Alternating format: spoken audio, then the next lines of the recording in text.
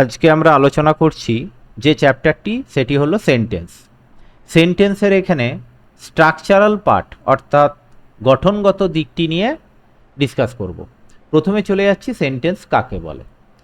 দুই বা ততোধিক শব্দ সমষ্টি অর্থাৎ একাধিক শব্দগুচ্ছ একসঙ্গে মিলিত হয়ে যদি বক্তার মনের ভাবকে সম্পূর্ণরূপে প্রকাশ করে তখন তাকে আমরা সেন্টেন্স বলে থাকি।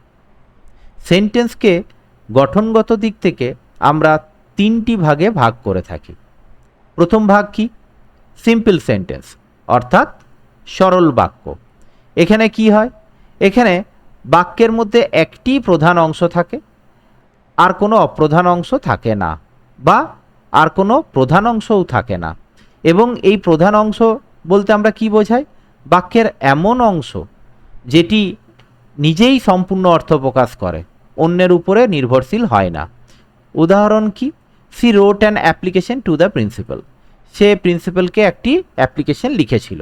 বাক্যের এটি একটি অংশ, এর মধ্যে কোনো ভাগ নেই, এবং এই অংশটি নিজে নিজেই একটি সম্পূর্ণ অর্থও প্রকাশ করতে পারছে। নেক্সট পার্টে চলে যাচ্ছে কি?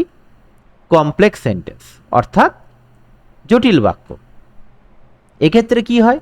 বাক্যের মধ্যে একটি প্রধান অংশ তো থাকেই আগেরটির মতো, এর পাশাপাশি এর উপরে নির্ভরশীল এক বা একাধিক অপ্রধান অংশও আমরা দেখতে পাই।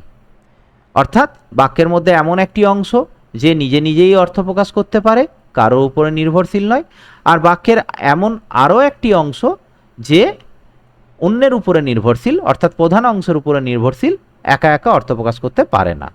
উদাহরণ কি? His brother died. তার ভাই মারা গিয়েছিল। When he was 7 years old। যখন তার 7 বছর বয়স ছিল। তাহলে হিজ ব্রাদার ডায়েড এই অংশটা আমরা বোল্ডে দিয়েছি। এই অংশটা কি? বাক্যের প্রধান অংশ, অর্থাৎ এই অংশটাকে যদি শুধুও লেখা হয় এ নিজে নিজে একটা অর্থ প্রকাশ করতে পারবে।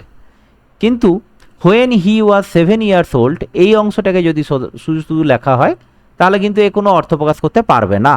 এর অর্থ প্রকাশের জন্য একে কার উপরে নির্ভরশীল হতে হচ্ছে? এই প্রথম পার্টটার উপরে নির্ভরশীল হতে হচ্ছে। তো বাক্যের এই ধরনের গঠন থাকলে তখন সেটিকে আমরা কমপ্লেক্স সেন্টেন্স বা জটিল বাক্য বলে থাকি। নেক্সট 3 নম্বর, কম্পাউন্ড সেন্টেন্স অর্থাৎ যৌগিক বাক্য। এক্ষেত্রে কি? যৌগিক বাক্যের মধ্যে আমরা দুই বা তার বেশি সরল বাক্য দেখতে পাই। সরল বাক্য আমরা কি পড়েছিলাম? যে বাক্যের একটি প্রধান অংশ, অর্থাৎ এক কথায় আমরা বলতে পারি কম্পাউন্ড সেন্টেন্সের মধ্যে বাক্যে আমরা একাধিক প্রধান অংশ দেখতে পাবো। প্রথমটিতে সরল বাক্যে ছিল একটি প্রধান অংশ, এখানে একাধিক অর্থাৎ দুইও হতে পারে বা দুইয়ের বেশিও হতে পারে। উদাহরণে দেখে নিই। হি ইজ পুয়ার, সে গরিব। হি ইজ হ্যাপি, সে সুখী। তো এখানে বাট হচ্ছে এখানে লিঙ্কিং ওয়ার্ড। এই বাট দিয়ে আমরা দুটি প্রধান অংশকে যুক্ত করলাম। হি ইজ পুয়ার এটিকেও যদি আমরা একা রাখতাম এ নিজে নিজে অর্থ প্রকাশ করতে পারে। হি ইজ হ্যাপি এটাকেও যদি আমরা একা রাখি এও নিজে নিজে অর্থ প্রকাশ করতে পারবে। অর্থাৎ নিজে নিজে অর্থ প্রকাশ করতে পারবে এমন দুটি বাক্যকে আমরা একটি লিঙ্কিং ওয়ার্ড দিয়ে যদি যোগ করে দিই তাহলে তখন সেটি হয়ে যায় কি? একটি কম্পাউন্ড সেন্টেন্স।